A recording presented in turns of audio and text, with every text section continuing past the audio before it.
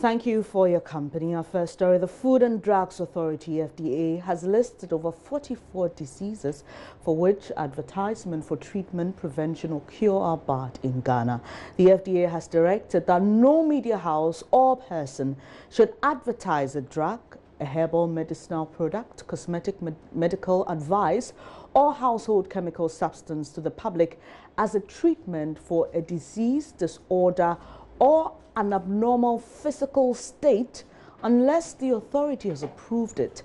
The diseases include alcoholism, amenorrhea, appendicitis, asthma, bladder stones, blindness, cancer, convulsion, deafness, diabetes, and diseases of the reproductive organ, dropsy, epilepsy, and others. James Lartey is head of communication and public education at the FDA, and he joins me shortly to help us understand exactly what they mean by no one should advertise any product that seeks to suggest a cure or treatment for the diseases mentioned and others. I told you earlier, these are 44 diseases listed by the Food and Drugs Authority.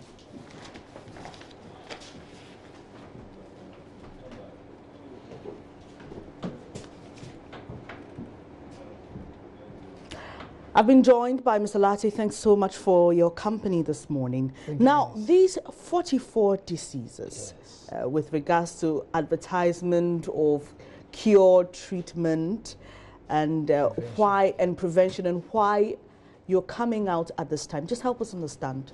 Yeah, thank you very much. This is not a new law.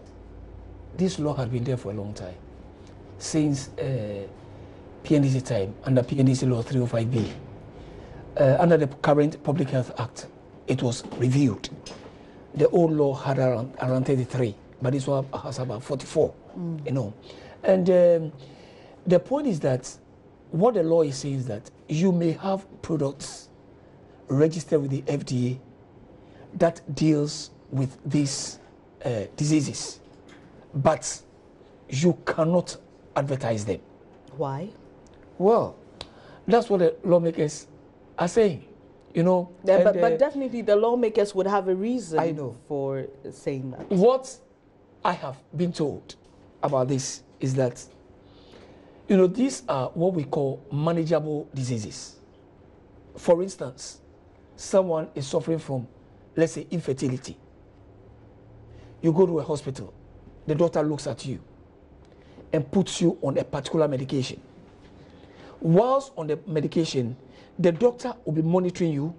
You report. He may tell you, stop taking this one, add this one. But what is going to happen is that if there's a product that is advertised for infertility, the temptation of you leaving your medication to follow that advert that you are hearing is very high, which a lot of people do. When you go to Kolebo Confidential, they'll tell you, especially that they are having.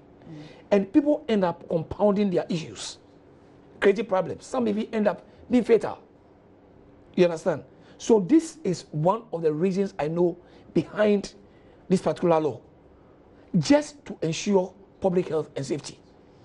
So what the law is saying that when it comes to these diseases, if you have a product for it, you cannot advertise. But what happens is that they have like these journals, medical journals. Okay. For those ones, it's allowed to be advertised in them. Because that one goes only the professionals. So they will see it and to lead them. Recommend. Yes, exactly. That's what happens. Okay, now you mentioned that the old law had 33 diseases. Yes. Why the additional 14? Oh, well, like again, you know, regulation is dynamic. And you realize that as time goes on, there are some things that you may notice. I remember the first one, infertility wasn't stated, though indirectly it was in it. But here it was put out very clear. Sexual impotence was not stated in the earlier one. It's so clear in this one. You understand? And some few others. So it's not that the FDA or the health authorities have discovered these 11, I beg your pardon. No, actually that. No, actually that. You understand? But the point is that, like I indicated, regulation is dynamic. So as time goes on, you realize that there are one or two things that needs to be added to the law. You understand? Which is done. So, walking on the streets of Accra, you see a lot of paintings on signposts, especially with issues of fertility and impotence. And you have some of these people announcing that they can treat you, not that they have a product that can treat you. Does that also fall in this category? It does. It does. We've done exercises where we're going to remove these posters. And look, you know, normally they put in numbers there. When we call the numbers and you trace, sometimes we feel interest. Okay. We go there. The products, they give you products. At the end, it's products that they give you. Okay. And there are products that have been registered. And surprisingly, the products that they give you are not products that were registered for that purpose. They are food supplements. So sometimes when you get to the owners of the products themselves, they will tell you they are not aware that their product is being advertised for that. So that even comes in with an issue of deception. you see the challenge? So you see, the point is that these things are not supposed to be advertised. It's just to protect public health and safety. But apart from impotence and fertility, you have there are quite a number. There are quite a number. Epilepsy stands out. Cancer and diabetes. There's diabetes, fibroid, hernia, things like kidney stones, leukemia. Then obesity comes in. Then you have this one to come here, prostate diseases. You know, which sometimes we hear adverts on them. Polymyelitis comes in, pneumonia comes in, tuberculosis, and some few others. Okay. And so what's the FDA doing now? Talking about prostate cancer, one advert comes to mind.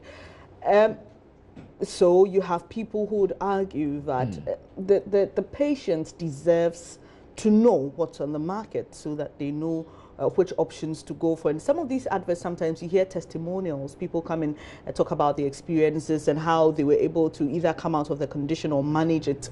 So what about that? I'm a patient. I need to know what's there. What if my doctor is marketing a product of his friend or a friend's friend? They're not giving me what may help me. Then remember that regulators are there to guide, to protect, and to ensure that people are not being deceived. There are times you can hear testimonies about products, but the question, are they true always? The way, like you were saying, that a doctor has a friend and may like to recommend his medicine, the same way, that owner of the product may decide, or the advertiser of the product may decide, to bring in people, come and say that, oh, I took this, it helped. Meanwhile, it's not true. But the regulator is there and has registered products. And know that, for instance, this product is registered for cancer. And what the regulator is saying is that permission has been given for it to be advertised in journals. Okay. It cannot be advertised openly.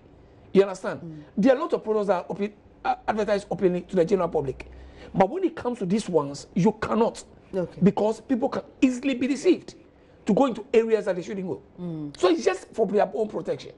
Okay, so if it has been in the books for long, what has prevented its appropriate implementation till now? We have been forcing and ensuring the implementation of this law, Pennies, for a long time.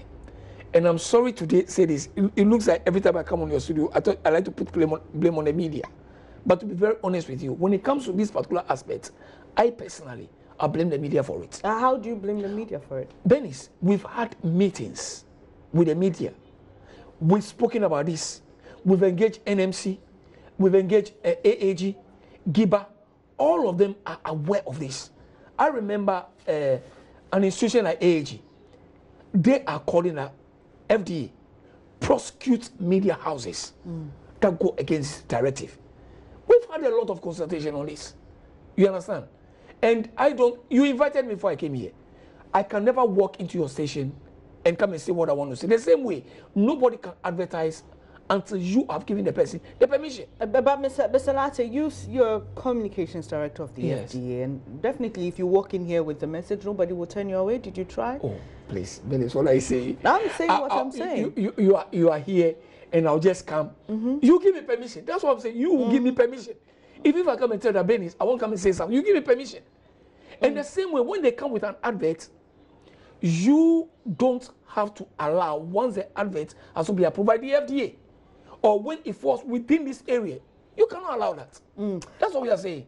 Okay, but the point is that when you came in, you were not turned away. Once you don't try, you don't get. Because I'm not coming to do anything illegal. But here, the person brings a product that is illegally to be advertised. You cannot do it. Okay, but Mr. Latte, you'd admit that you can place the blame squarely at the foot of the media houses. For example, we don't control signposts in public. We don't control people putting up tabletop shops at Circle. We don't control people sitting in buses and advertising drugs for various diseases. Benis, let's be very honest.